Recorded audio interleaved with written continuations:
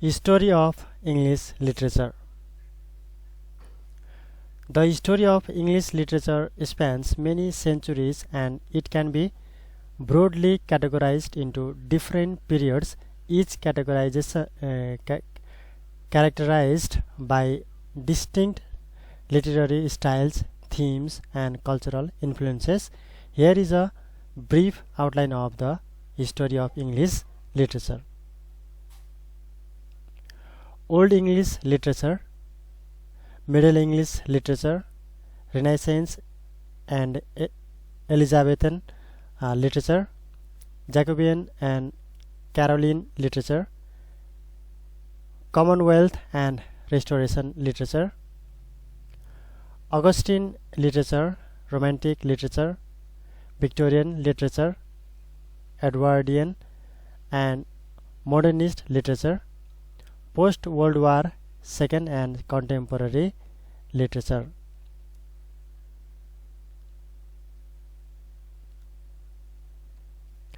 Old English literature 450 to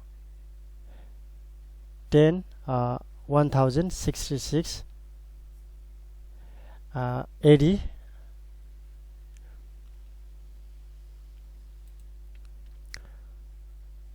Early Germanic and Anglo-Saxon literature, predominantly oral tradition before written manuscripts, epic poem like Beowulf and religious texts such as The Dream of the Rood. Middle English literature, Norman conquest in 1066 and the influence of French on English literature, Arthurian romances and Chaucer's The Canterbury Tales, transition from Middle English to early modern English, Renaissance and Elizabethan literature, renewed interest in classical learning and humanism, works of William Shakespeare, including plays like Hamlet and Romeo and Juliet, poetry of Edmund Spenser, The Faerie Queene,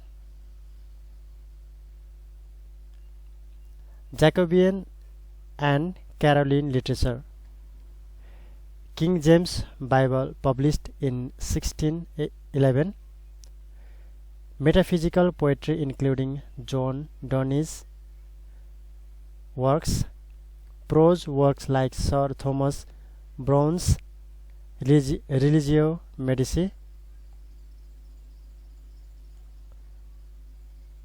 Commonwealth and Restoration literature, interregnum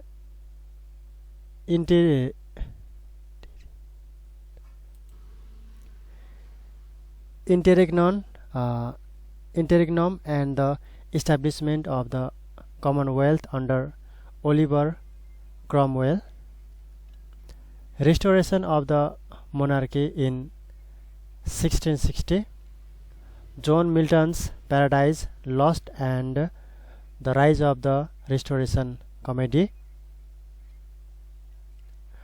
Augustine literature, the age of enlightenment and the influence of reason, satirical works including Jonathan Swift's Gulliver's Travels, Alexander Pope's satirical and philosophical poetry,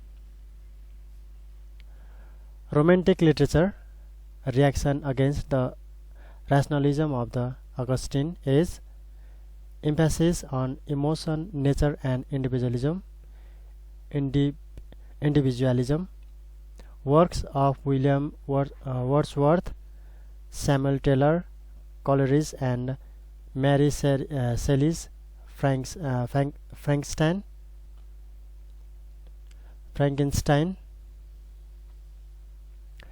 Victorian literature, Queen Victoria's reign and a period of industrial and social change. Novels by Charles Dickens, Charlotte Bronte, and Thomas Hardy. Poetry of Alfred Lord Tennyson and Robert Browning. Edwardian and modernist literature. Transition into the 20th century marked by World War I.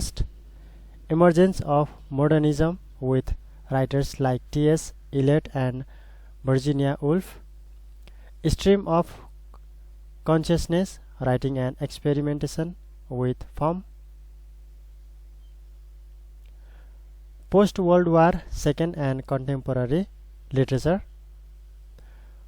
Post-war literature reflecting the impact of global conflicts, the Beat generation, the rise of postmodernism and diversity in voices. Contemporary literature exploring a wide range of themes, styles and genres.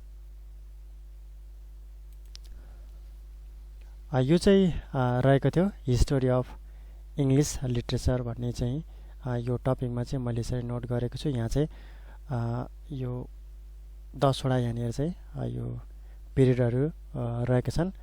यो सबै चाहिँ AD after death भनेर यो रहेको छ। 452 1066 AD old English literature, middle English literature, त्यसैगरी renaissance and Elizabethan literature, Jacobean and Caroline literature, commonwealth and restoration literature, Augustan literature, romantic literature, Victorian literature, Edwardian and modernist literature, post world war second and contemporary literature 1945 to present भनेर यो रहेको छ। मलाई चाहिँ यहाँनिर यो पढ्नको निम्ति के वर्डहरु चाहिँ अलि अप्ठ्यारो लागेको थियो, तर पनि तपाईले चाहिँ यसलाई चाहिँ बुझेर तपाईले चाहिँ यसलाई पढ्न सक्नुहुन्छ। जहाँ मेरो प्रोनाउन्स अलि गलत भएको छ तपाईले चाहिँ अनलाइनबाट पनि के रे नेटमा पनि गुगल गरेर पनि तपाईले चाहिँ त्यसको प्रोनाउन्सहरु पनि तपाईले चाहिँ आफूले पनि चेक गर्न चाहिँ सक्नुहुन्छ। त्यसको प्रोनाउन्स त्यसको मिनिङहरु पनि तपाईले चाहिँ पत्ता लगाउन सक्नुहुन्छ। यो चाहिँ रहेको थियो हिस्ट्री अफ इंग्लिश लिटरेचर। यो बाहेक अरु पनि एक्सप्लेनको कुराहरु पनि यसमा अझ बढी पनि हुन्छन्। मैले चाहिँ यहाँनिर चाहिँ छोटकरीमा तपाईलाई चाहिँ यो शेयर गरेको छु। यो पिरियडहरु तपाईले चाहिँ याद गर्नु होला र थोथोरै यसमा चाहिँ एक्सप्लेन कुरा रहेको छ त्यो पनि याद गर्नु होला र बाँकी रहेको तपाईले चाहिँ अरु पनि तपाईले चाहिँ बुकबाट अथवा भनौं तपाईले चाहिँ नोटहरुबाट पनि तपाईले चाहिँ यसलाई चाहिँ याद गर्न सक्नुहुन्छ। यो हिस्टोरी अफ इंग्लिश लिटरेचर भन्ने यो टपिकमा चाहिँ तपाईले चाहिँ अरु कुरा पनि एड गरेर नोट बनाउन सक्नुहुन्छ। यो चाहिँ तपाईले चाहिँ पढेर सुनेर त्यसपछि तपाईले चाहिँ यसलाई चाहिँ नोट गर्नु होला र प्र्याक्टिस पनि गर्नु होला। हुन्छ आजले यति नै। आउने समयमा अरु बाँकी रहेको टपिकहरुमा पनि म तपाईलाई चाहिँ यसरी नै नोटहरु शेयर गर्ने नै छु। तबसम्म तपाईले चाहिँ मेरो भिडियोलाई चाहिँ लाइक गरिदिनु होला, शेयर गरिदिनु होला र मेरो च्यानललाई तपाईले सब्स्क्राइब गर्नुभएको छैन भने सब्स्क्राइब पनि गरिदिनु होला।